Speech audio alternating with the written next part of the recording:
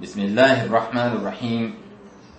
الحمد لله رب العالمين، والصلاة والسلام على نبينا محمد وعلى آله وأصحابه أجمعين، ورضي الله عن خلفائه الراشدين الأئمة المهديين أبي بكر وعمر وعثمان وعلي وعن الصحابة أجمعين۔ یہ خطبہ جمعہ فضیلت الشیخ صالح بن فوزان الفوزان حفظہ اللہ کا ہے، جو کہ سیرت خلفائے راشدین میں سے عثمان و علی رضی اللہ عنہما سے متعلق ہیں۔ آپ فرماتے ہیں: بھائیو، السلام علیکم ورحمۃ اللہ وبرکاتہ۔ یہ موضوع بلا شبہ بہت اہم موضوع ہے، خصوصاً خلفائے راشدین کے تعلق سے۔ خلفائے راشدین سمیت صحابہ کرام کے بارے میں فرمان الہی ہے: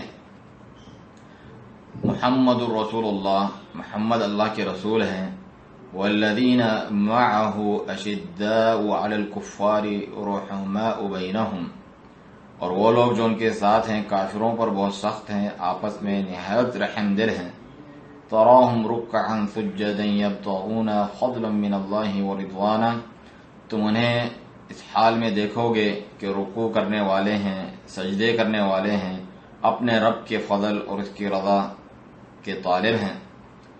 سیماہم فی وجوہہم من اثر السجود، ان کی شناخت ان کے چہروں پر سجدے کرنے کے آثار ہیں۔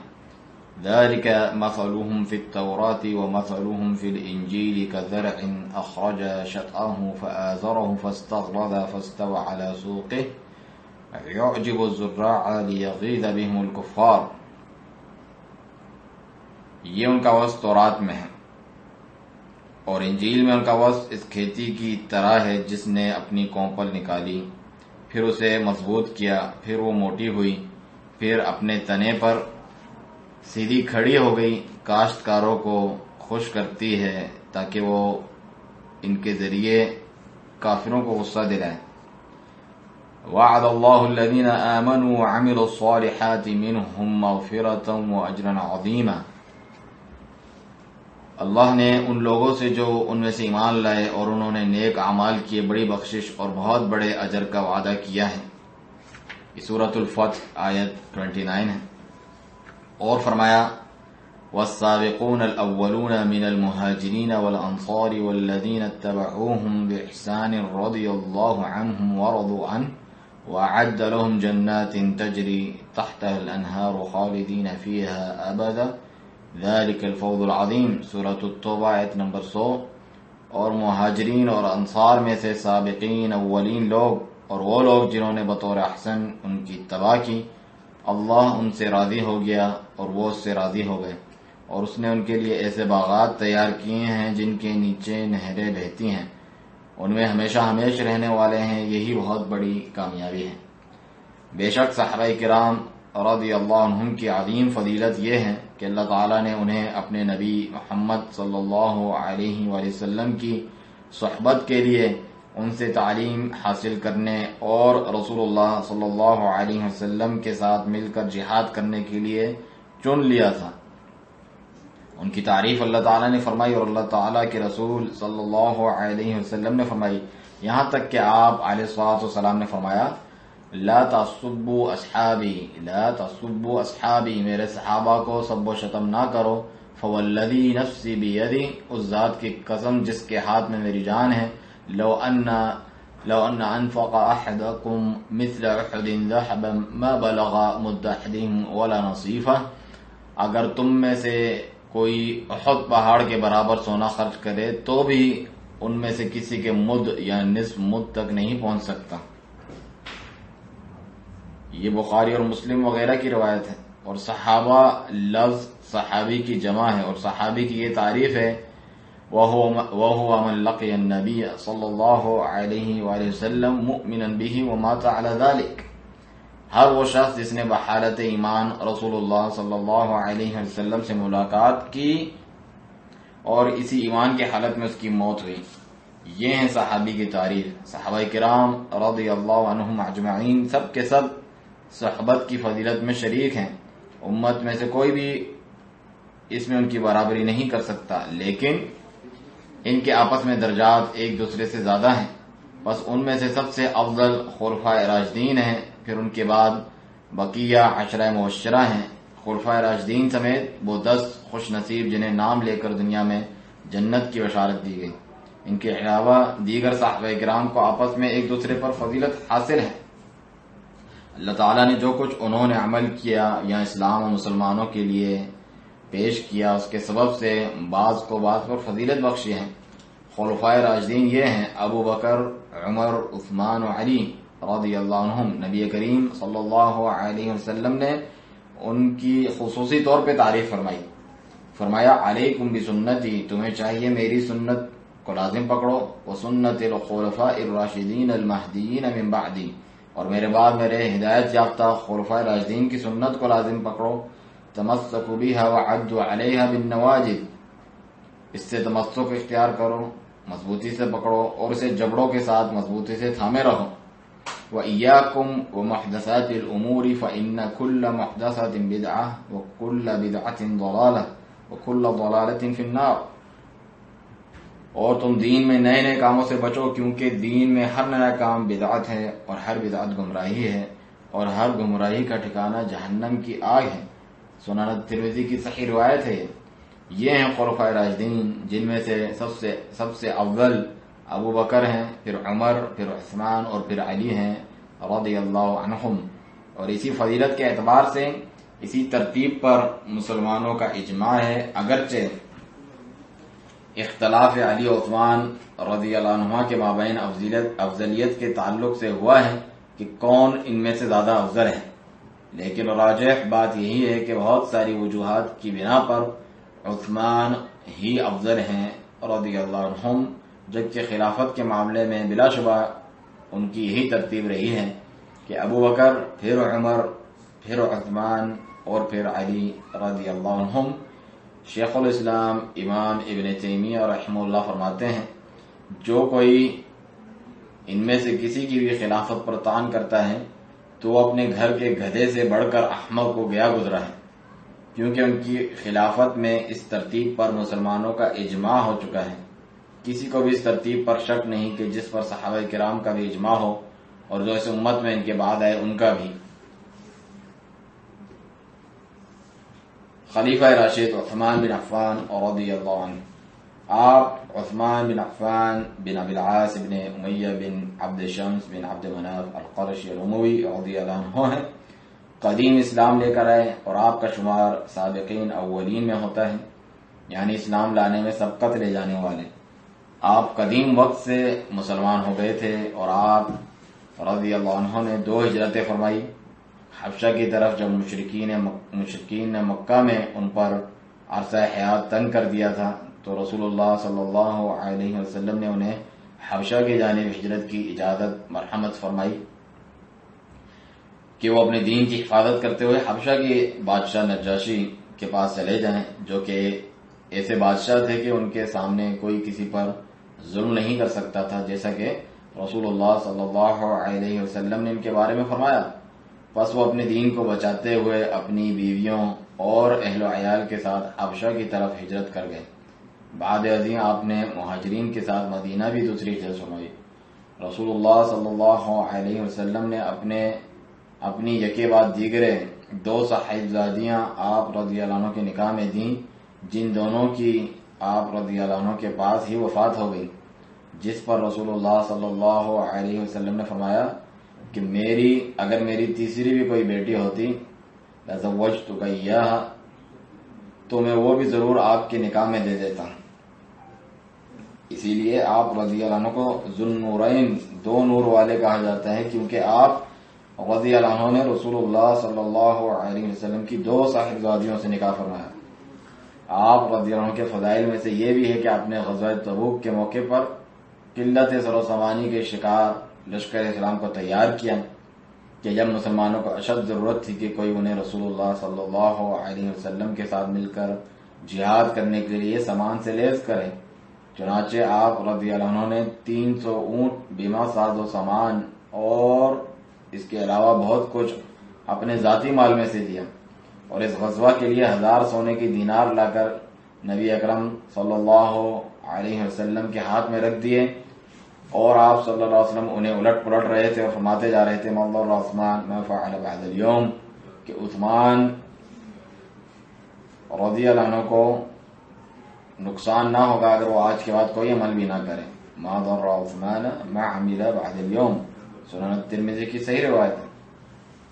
جب عمر رضی اللہ عنہ کا قتل ہوا، جنہیں مجوسی ابو لؤلؤ المجوسی نے دھوکے بازی سے شہید کیا جبکہ آپ رضی اللہ عنہ مسلمانوں کو نماز فجر پڑھا رہے تھے، اس موقع پر جب آپ رضی اللہ عنہ کو وفات کا خدشہ محسوس ہوا تو آپ سے کہا گیا اے امیر المومنین، آپ عشرہ مبشرہ میں سے بقیہ 6 کے بارے میں عہد و وصیت کر دیں، عہد لیں ان سے کہ وہ آپ کے بعد مسلمانوں کا خلیفہ انہی میں سے منتخب کر لیں، جو یہ ہیں عثمان، علی، طلحہ، الزبیر، سعد بن ابی وقاص رضی اللہ عنہم. ان 6 نے آپس میں مشورہ کیا. یہاں شیخ نے جو ہے 5 نام ذکر کیے.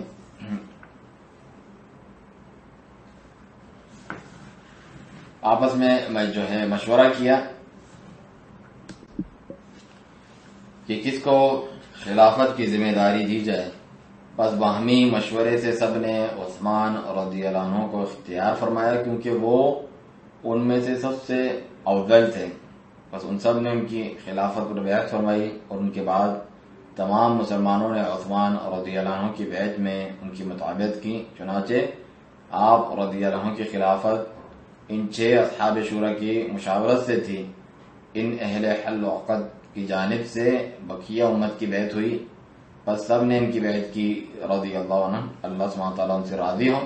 آخر کار آپ کی بیعت تکمیل کو پہنچی اور آپ مسلمانوں کے تیسرے خلیفہ بن گئے، اور آپ رضی اللہ عنہ بھی سابقہ صحابہ کرام کی سیرت پر گامزن رہے، خلفائے راشدین کے طریقے پر چلے.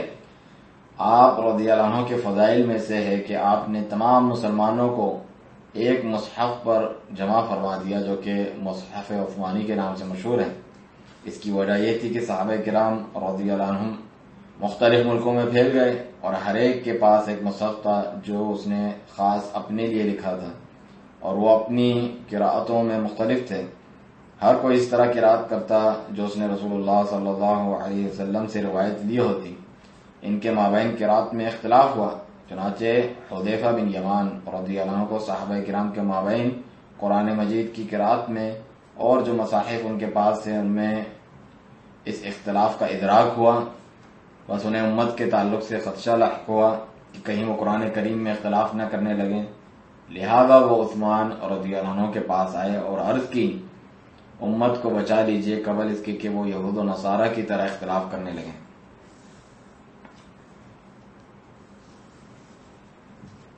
چنانچہ عثمان رضی اللہ عنہ نے سب کو ایک مصحف پر جمع فرما دیا، جو کہ اس دہرائی کے مطابق تھا جو آخری بار جبرائیل علیہ السلام نے رسول اللہ صلی اللہ علیہ وسلم کے ساتھ کی تھی، جو کہ اس لغت قریش میں تھا کہ جس میں قرآن کریم نازل ہوا.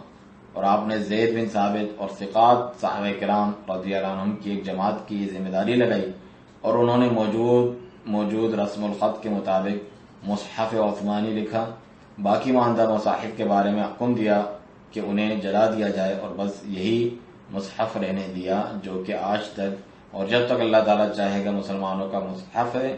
بس آپ رضی اللہ عنہ نے پوری امت کو ایک مصحف پر جمع فرما دیا اس خدشے سے کہ کہیں یہ امت تفریقہ کا شکار نہ ہو جائے. لہذا یہ آپ رضی اللہ عنہ کے فضائل میں سے اور عظیم منصوبوں میں سے ایک ہیں. یہ تھے عثمان اور رضی اللہ عنہ کے بعد مناقب. آپ رضی اللہ عنہ مسلمانوں کو اچھی طرح سے لے کر چلے. آپ کے عہد میں مملکت اسلامیہ میں توسیع ہوئی، فتوحات کا سلسلہ رہا اور مال کی فراوانی ہوئی. اس بات نے یہودیوں کو غیظ و غضب سے بھر دیا. یہود کو اسلام کا پھیلاؤ غیظ میں مبتلا کرتا رہا. یریدون لیطفئوا نور اللہ بافواہہم واللہ متم نورہ ولو کرہ الکافرون. سورۃ الصف میں فرمایا وہ چاہتے ہیں کہ اللہ کے نور کو اپنے منہ کی پھونکوں کے ساتھ بجھا دیں، اور اللہ تو اپنے نور کو ضرور پورا کرنے والا ہے اگرچہ کافر لوگ ناپسند کریں. انہی میں سے ایک عبداللہ بن سبا یہودی مسلمانوں کے اندر گھس گیا اور دھوکہ دینے کے لیے اسلام کا لبادہ اوڑھ کر مدینہ پہنچ گیا اور لوگوں میں عثمان رضی اللہ عنہ کے متعلق شکوک و شبہات ابھارنا اور ان کی عیب جوئی کرنا شروع کر دی۔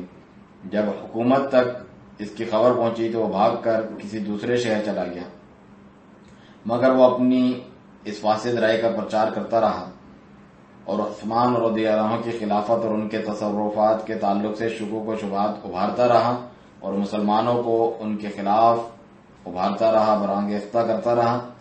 اس کے ارد گرد جاہلوں اور حاسدوں میں سے کچھ کم سن قسم کے اہل فتنہ لوگ جمع ہو گئے۔ پھر یہ لوگ عثمان رضی اللہ عنہ کے پاس آئے جو کہ ظاہراً ان امور کے تعلق سے ان سے مذاکرات کرنا چاہتے تھے جس بارے میں ان پر تنقید کی جاتی تھی۔ انہوں نے آپ رضی اللہ عنہ کے گھر کا محاصرہ کر لیا کیونکہ وہ مذاکرات چاہتے تھے، یعنی یہ ان کا ظاہر حال تھا، لیکن انہوں نے اس کے پس پردہ عثمان رضی اللہ عنہ کے قتل کو چھپا رکھا تھا۔ چنانچہ ایک رات وہ آپ رضی اللہ عنہ کے گھر کی دیوار پھلانگ کر اندر داخل ہو گئے اور آپ رضی اللہ عنہ کو شہید کر دیا۔ آپ بطور شہید قتل ہوئے اور اس فتنے پر صبر کیا اور اپنے رب سے راضیا مرضیا شہیدا فی سبیل اللہ ملاقات کی۔ اللہ تعالیٰ نے جو کچھ اس کے پاس ہے اس کے لیے انہیں منتخب فرما لیا۔ پہلے ہی رسول اللہ صلی اللہ علیہ وسلم نے آپ کے قتل اور اس فتنے کی پیشن گوئی فرما دی تھی۔ جب آپ رضی اللہ عنہ کو جنت کی بشارت دی تھی تو ان سے فرمایا تھا علی بلوى تصیبک، اس آزمائش پر جو تمہیں پہنچے گی، یعنی صبر کرنا۔ یہ صحیح بخاری کی روایت ہے اس پہ، یعنی اس کے بدلے میں تمہیں جنت ملے گی۔ آپ صلی اللہ علیہ وسلم نے انہیں خبر دی کہ عنقریب وہ آزمائش میں مبتلا کیے جائیں گے، لہذا وہی ہوا جس کی خبر آپ نے دی تھی۔ بس آپ رضی اللہ عنہ کو دھوکے بازی سے شہید کر دیا گیا، یعنی اس وقت شہید کیا گیا جبکہ مسلمان حج پر گئے ہوئے تھے۔ انہوں نے جان بوجھ کر یہ وقت اختیار کیا کہ جب سب مسلمان حج پر گئے ہوئے تھے تاکہ امیر المؤمنین کے ساتھ پیٹھ پیچھے یہ غداری کر سکیں۔ اللہ تعالیٰ کی قضا و قدر نافذ ہوئی اور اللہ تعالیٰ نے انہیں اپنی راہ میں شہادت کے لیے چن لیا اور مسلمان بنا خلیفہ کے باقی رہ گئے۔ لوگ چاہتے تھے کہ علی بن ابی طالب رضی اللہ عنہ عثمان کے بعد منصب خلافت پر آ جائیں، لیکن علی رضی اللہ عنہ نے اس سے فرار اختیار کیا اور اسے قبول کرنے سے انکار کر دیا۔ بس لوگوں نے بہت الحاح وزاری کی اور بعض کبار صحابہ نے بھی جب انہوں نے دیکھا کہ خلیفہ کو قتل کر دیا گیا ہے اور اس امر کا تدارک جلد از جلد ضروری ہے، اور علی رضی اللہ عنہ کو اشارہ دیا کہ آپ اس امر کا ضرور التزام کریں تاکہ مسلمانوں کو اس فتنے سے بچا سکیں، اس پر آپ رضی اللہ عنہ نے بیعت کو قبول فرما لیا۔ چنانچہ سب نے عثمان رضی اللہ عنہ کے بعد علی رضی اللہ عنہ کی بیعت کی اور آپ خلفائے راشدین میں سے آخری خلیفہ راشد بن گئے۔ لیکن آپ رضی اللہ عنہ کے سامنے دو مشکلات باقی رہ گئیں۔ پہلی مشکل، جو لوگ عثمان رضی اللہ عنہ کے خون بہا کا مطالبہ کر رہے تھے اور قاتلین سے قصاص طلب کر رہے تھے، لیکن آپ رضی اللہ عنہ نے ان سے فرمایا کہ ان لوگوں کے قبائل ہیں اور بہت سے لوگ پیروکار ہیں، وہ اس پر قادر نہیں ہیں قصاص کے بارے میں پیش قدمی کرنے پر، کیونکہ ان کے پس پشت بہت سے قبائل و پیروکار ہیں۔ بس جو ہونا تھا وہ ہوا کہ ان کے اور اہل شام کے درمیان معاویہ بن ابی سفیان رضی اللہ عنہ کی قیادت میں، جو کہ عثمان رضی اللہ عنہ کے خون بہا اور قصاص کا مطالبہ کر رہے تھے، بس علی رضی اللہ عنہ اور معاویہ بن ابی سفیان رضی اللہ عنہ کی قیادت میں اہل شام کے مابین واقع صفین رونما ہوا۔ ان کا ارادہ علی رضی اللہ عنہ کی خلافت پر طعن کرنا نہیں تھا، لیکن وہ ان ظالموں سے قصاص چاہتے تھے جنہوں نے امیر المؤمنین عثمان بن عفان رضی اللہ عنہ کو قتل کیا تھا۔ یہ تھی اصل بات۔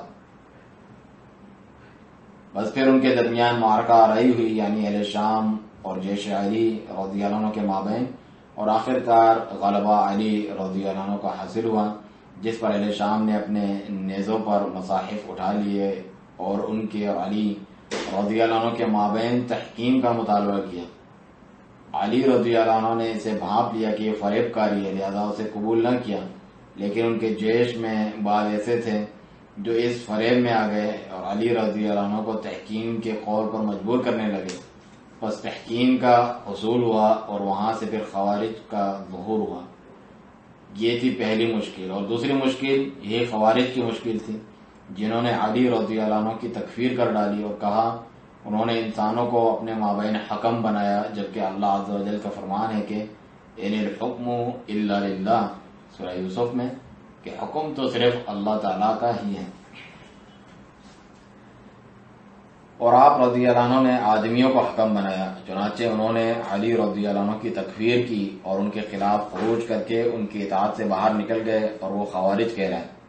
اور ان کی ایک بہت بڑی تعداد ایک جگہ جمع ہو گئی تھی جسے حرورہ کہا جاتا تھا، اس لیے انہیں حروری بھی کہا جاتا ہے، کیونکہ وہ جس جگہ جمع ہوئے اس کا نام حرورہ تھا، جہاں یہ لوگ امیر المؤمنین علی رضی اللہ عنہ کے خلاف قتال کرنے کی غرض سے جمع ہوئے تھے۔ حالانکہ یہ تمام لوگوں سے بڑھ کر عبادت گزار، تلاوت کرنے والے اور روزے رکھنے والے تھے، لیکن یہ امور دین سے جاہل تھے اور انہوں نے علماء سے علم حاصل نہیں کیا تھا، بلکہ انہوں نے اپنے آپ سے یا ایک دوسرے سے ہی علم اخذ کیا تھا۔ بس ان کے تشدد و جہل نے انہیں امیر المؤمنین علی رضی اللہ عنہ کے خلاف خروج کرنے اور اطاعت سے باہر ہو کر حکومت کے خلاف بغاوت کرنے پر ابھارا۔ آپ رضی اللہ عنہ نے اپنے چچا زاد بھائی حبر الامہ عبداللہ بن عباس رضی اللہ عنہما کو بطور نمائندہ بنا کر ان کے پاس بھیجا، جنہوں نے ان سے مناظرہ فرمایا اور ان کے شبہات کا جواب دیا، جس کی وجہ سے ان کی ایک بہت بڑی تعداد نے رجوع کر لیا، لیکن ایک بڑی تعداد قتال پر اور اپنی ڈگر پہ مصر رہی۔ اس صورتحال میں علی رضی اللہ عنہ نے ان کے خلاف واقع نہروان میں قتال فرمایا اور انہیں اللہ تعالیٰ نے ان پر نصرت عطا فرمائی۔ ان کی ایک بہت بڑی تعداد قتل ہوئی۔ رسول اللہ صلی اللہ علیہ وسلم نے پہلے ہی مقتل خوارج کی خبر دی تھی، اور یہ بھی کہ جو انہیں قتل کرے اس کے لیے جنت ہے۔ اور جب مارکا ختم ہوا تو علی رضی اللہ عنہ نے رسول اللہ صلی اللہ علیہ وسلم کی بتائی ہوئی خبر کے مطابق خاص صفت کے شخص کو تلاش کروایا کہ جس کا کٹا ہوا ہاتھ عورت کے بستان کی طرح تھا۔ چنانچہ اس صفت کے شخص کو مقتولین میں تلاش کیا گیا، جیسا کہ رسول اللہ صلی اللہ علیہ وسلم نے بیان فرمایا تھا۔ آخر کار وہ مل گیا، اور نبی کریم صلی اللہ علیہ وسلم کی علی بن ابی طالب رضی اللہ عنہ کے حق میں بشارت متحقق ہو گئی کہ آپ ہی اس گمراہ اور باغی اور خارجی گروہ کو قتل کریں گے، اور یہ آپ رضی اللہ عنہ کے فضائل میں سے ہیں۔ خلیفہ راشد علی بن ابی طالب رضی اللہ عنہ، آپ علی بن ابی طالب بن عبد المطلب بن ہاشم بن عبد مناف ہیں اور رسول اللہ صلی اللہ علیہ وسلم کے چچا زاد بھائی ہیں۔ آپ رضی اللہ عنہ نے رسول اللہ صلی اللہ علیہ وسلم کے پاس پرورش پائی، کیونکہ ابو طالب غریب تھے تو نبی کریم صلی اللہ علیہ وسلم نے انہیں اپنے گھر والوں کے ساتھ ملا لیا تھا اور آپ رضی اللہ عنہ کی پرورش فرمائی۔ بس آپ نے گھرانہ نبوت میں پرورش پائی، جو کہ آپ رضی اللہ عنہ کی فضیلت میں سے ہیں۔ علی بن ابی طالب رضی اللہ عنہ کم عمر اشخاص میں سے سب سے پہلے ایمان لانے والے تھے، اور آزاد مردوں میں سے سب سے پہلے ایمان لانے والے ابو بکر صدیق رضی اللہ عنہ تھے، اور غلاموں میں سے سب سے پہلے ایمان لانے والے زید بن حارثہ مولا رسول اللہ رضی اللہ عنہ و صلی اللہ علیہ وسلم تھے، جبکہ عورتوں میں سے سب سے پہلے ایمان لانے والی خدیجہ بنت خویلد رضی اللہ عنہ زوجہ رسول صلی اللہ علیہ وسلم تھی۔ الغرض کم سنوں میں سے سب سے پہلے ایمان لانے والے علی رضی اللہ عنہ تھے۔ آپ نے بیت رسول صلی اللہ علیہ وسلم نے پرورش پائی۔ نبی کریم صلی اللہ علیہ وسلم نے اپنی صاحبزادی فاطمہ بنت رسول اللہ رضی اللہ عنہ کو علی رضی اللہ عنہ کے نکاح میں دیا، جن کے وطن سے حسن و حسین رضی اللہ عنہما پیدا ہوئے، جو کہ جنتی نوجوانوں کے سردار ہیں رضی اللہ عنہم، اللہ سبحانہ وتعالیٰ سب سے راضی ہو۔ اور آپ رضی اللہ عنہ کے فضائل میں سے یہ بھی ہے کہ آپ رضی اللہ عنہ چوتھے خلیفہ راشد ہیں۔ آپ کے فضائل میں سے ہیں کہ آپ انتہائی بہادر مجاہدین فی سبیل اللہ میں سے تھے۔ آپ رضی اللہ عنہ نے رسول اللہ صلی اللہ علیہ وسلم کے شانہ بشانہ تمام معرکوں میں حصہ لیا سوائے غزوہ تبوک کے، کیونکہ رسول اللہ صلی اللہ علیہ وسلم نے انہیں مدینہ میں اپنے اہل و عیال کی نگرانی کے لیے پیچھے چھوڑ دیا تھا۔ ورنہ تو آپ تمام مشاہد میں رسول اللہ صلی اللہ علیہ وسلم کے ساتھ موجود رہے. آپ رضی اللہ عنہ بہت نڈر، شجاع، شاہ سوار و طاقتور تھے. آپ رضی اللہ عنہ کی معیت رسول صلی اللہ علیہ وسلم میں لڑے گئے معرکوں میں کارنامے معروف ہیں. آپ رضی اللہ عنہ نے دنگل جو ہوتی ہے 1-on-1 جو مقابلہ بھی فرمایا. جب مشرکین نے حمزہ اور ابو عبیدہ رضی اللہ عنہ کے ساتھ بدر کے موقع پر دنگل لڑی تو انہوں نے مشرکین کے سواروں کے ساتھ دنگل لڑی اور اللہ تعالیٰ نے انہیں ان پر نصرت عطا فرمائی. اسی طرح سے غزوہ خیبر کے موقع پر جب مسلمانوں پر حصار کیے رکھنا طول پکڑ گیا اور اس سے انہیں مشقت ہونے لگی تو نبی کریم صلی اللہ علیہ وسلم نے فرمایا کہ لَأُعْطِيَنَّ هَذِهِ الرَّايَةَ غَدًا رَجُلًا يَفْتَحُ اللَّهُ عَلَى يَدَيْهِ يُحِبُّ اللَّهَ وَرَسُولَهُ وَيُحِبُّهُ اللَّهُ وَرَسُولُهُ.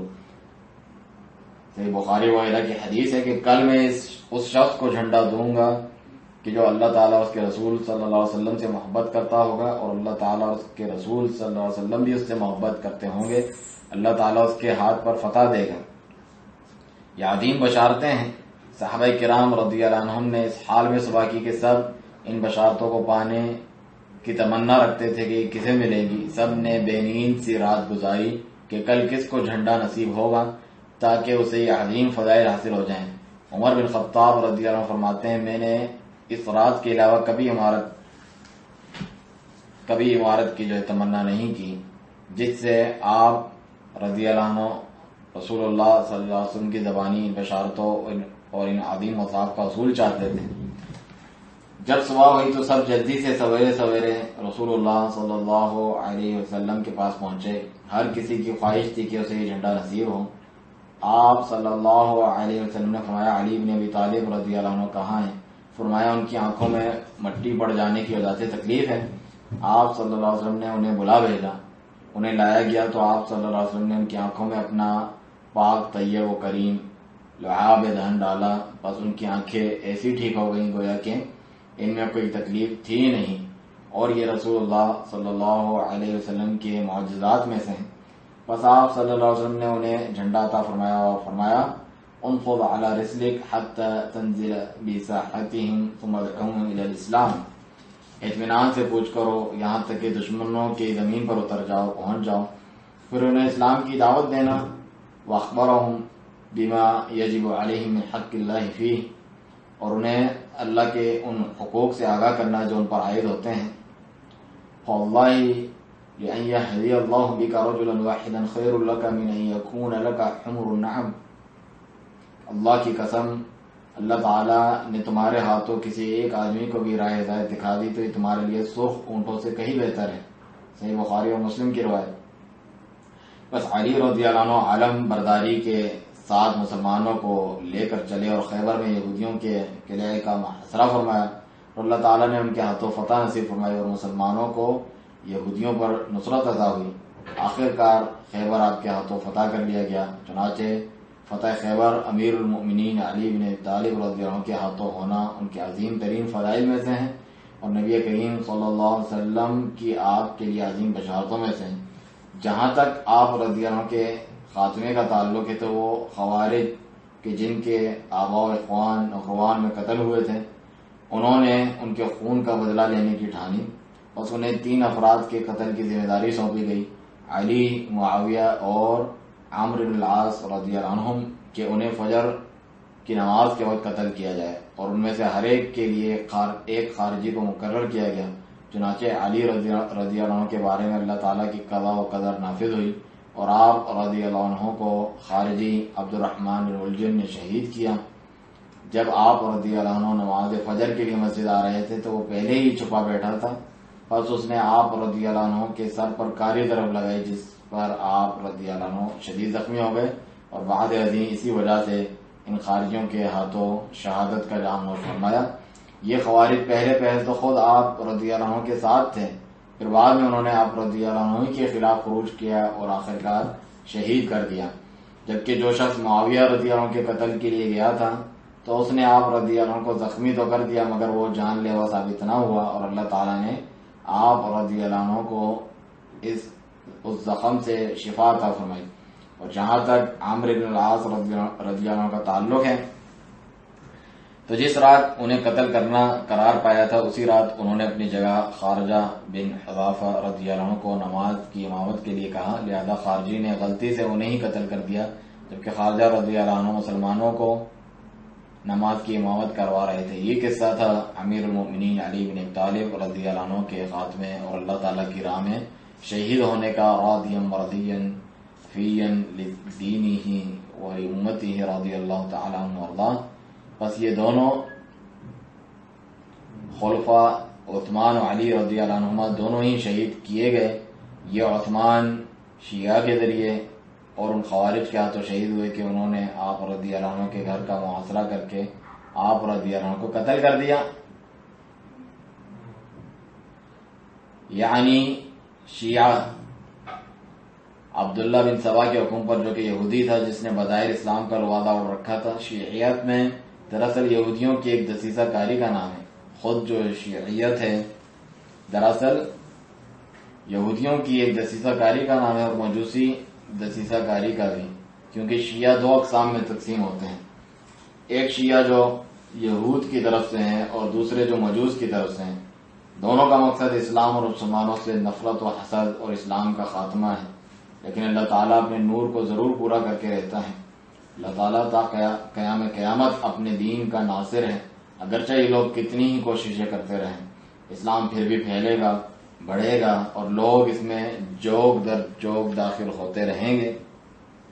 اگرچہ یہود و نصارہ و مجوس اور تمام کفار کتنی سر توڑ کوششیں کرتے رہیں، الحمدللہ اسلام دلوں تک اپنی راہ بنا لیتا ہے۔ اب تک لوگوں کی ایک بڑی تعداد اسلام قبول کر رہی ہے کہ جو کسی مال یا ریاست کی چاہت میں اسلام نہیں لاتے بلکہ وہ اسلام کو اپنی پسند سے اختیار کرتے ہیں، کیونکہ اسلام ان کے دل جیت لیتا ہے۔ پس وہ بھرپور رغبت اطاعت کے جذبے سے سرشار اور اللہ تعالیٰ اور اس کے رسول صلی اللہ علیہ وسلم کی محبت میں اسے اپنے سینے سے لگا لیتے ہیں۔ الحمدللہ اس دین کی خیر و برکت باقی ہے، اگرچہ مشرکین اس کے لیے کتنی ہی سازشیں رچاتے ہیں۔ یہ تینوں خلفاء راشدین سب کے سب شہید کیے گئے۔ عمر بن خطاب رضی اللہ عنہ مجوس کے ہاتھوں شہید ہوئے، عثمان رضی اللہ عنہ خوارج کے ہاتھوں شہید ہوئے اور علی رضی اللہ عنہ بھی انہی خوارج کے ہاتھوں شہید ہوئے۔ اگرچہ یہ تینوں قتل ہوئے لیکن اسلام تو قتل نہ ہوا، الحمدللہ اسلام تو باقی ہے۔ بس یہ جو ہوا تو اللہ تعالیٰ کا ارادہ تھا کہ ان کی مرتبہ شہادت کے ساتھ عزت افزائی فرمائے۔ بس یہ اپنے رب سے جا ملے، اللہ تعالیٰ کے فضل و احسان پر اسی کی تعریف ہے۔ ان خلفاء کا ذکر خیر، ان کے لیے دعا اور ان کے لیے رضی اللہ عنہم کہنا تا قیام قیامت ختم نہ ہوگا، کیونکہ یہ رسول اللہ صلی اللہ علیہ وسلم کے صحابہ ہیں اور ان کے وہ خلفاء ہیں کہ جن کی سنت کی اقتداء کرنے کی آپ صلی اللہ علیہ وسلم نے وصیت فرمائی ہے۔ بس ان کا ذکر خیر، ان کے لیے دعا اور جب بھی ان کا ذکر ہوگا ان کے لیے رضی اللہ عنہم کہا جانا تا قیام قیامت باقی رہے گا۔ تمام تعریفیں اللہ تعالیٰ کے لیے ہیں۔ اللہ تعالیٰ سے دعا ہے کہ وہ اپنے دین کی نصرت فرمائے، اپنے کلمے کو بلند فرمائے اور اس کے دشمنان کو شکست دے۔ وصلی اللہ وسلم علی نبینا محمد وعلی آلہ وصحبہ اجمعین۔